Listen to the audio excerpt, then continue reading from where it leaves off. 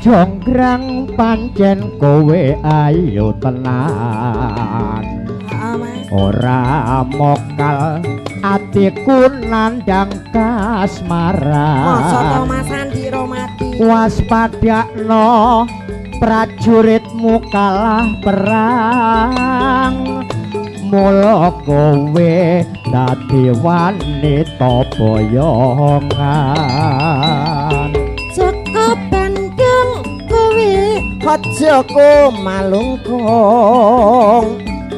perang iki kanggo kuturung rampung bila pati Kang Mas Prabu Gopalong kang wasetnya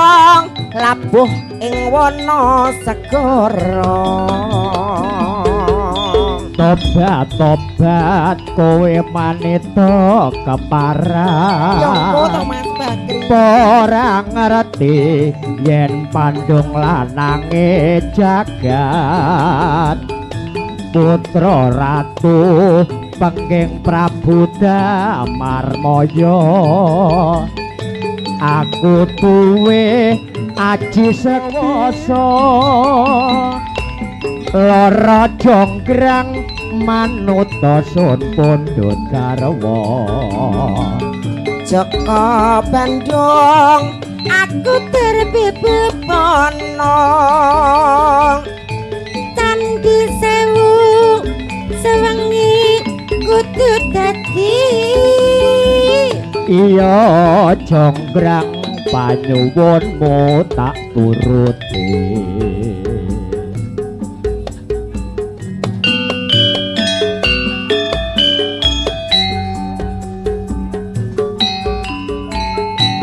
kita goyang lagi Mas Rengga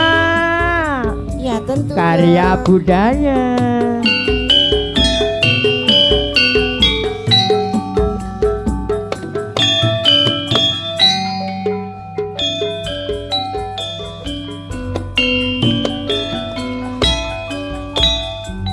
ning ngendi nggonku goleki pote-pote mong pengen ketemu senadyan ado taparani mong nuruti karepe ngati bareng saiki ketemu kowe tega ninggalake aku kaya sinendal atiku lo tumetes nelesi pipiku yen pancene ora tresno mbok yo kandha sojo slow yo aja gawe kelati aku ora bakal gandeli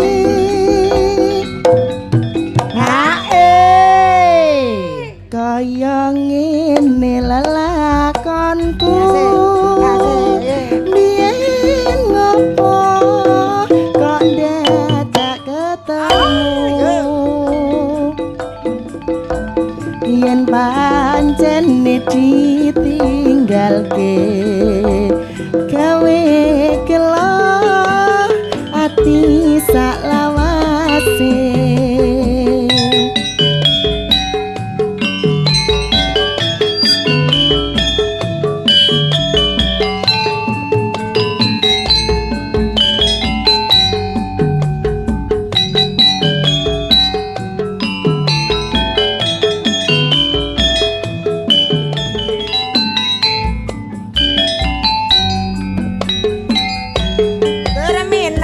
Maktion ngawi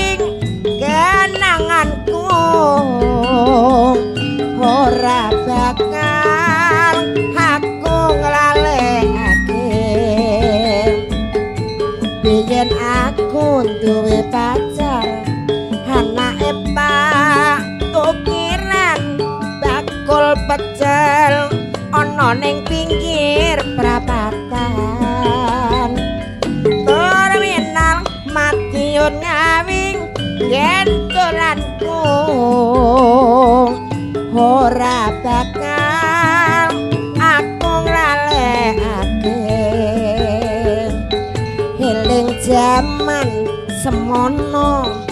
kowe janji karo aku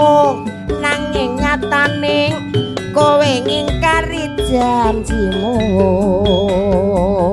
yen aku kangen karo sliramu masa kangen lho Pak Andi tak sawang-sawang fotomu ning dompetku yen aku kangen karo sliramu tak elus-elus fotomu ning HP-ku apa kowe ra krasa tak baten sak bendina ora bakal ilang jenengmu ning atiku apa kowe ra krasa tak baten sak bendina ora bakal ilang fotomu ning dompetku